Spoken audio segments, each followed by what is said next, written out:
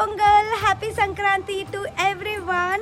And this Sankranti, may God bless you all wealth, health, happiness throughout your life.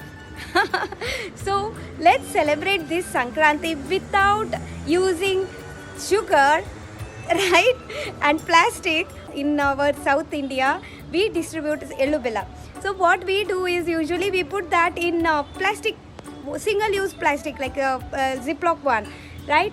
That plastic we will use, and after that we will just throw it out.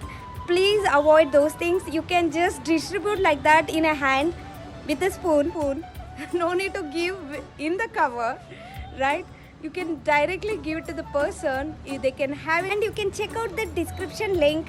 You will find that no grain pongal, how to make that, and how to make achu without sugar. Like, thank you so much.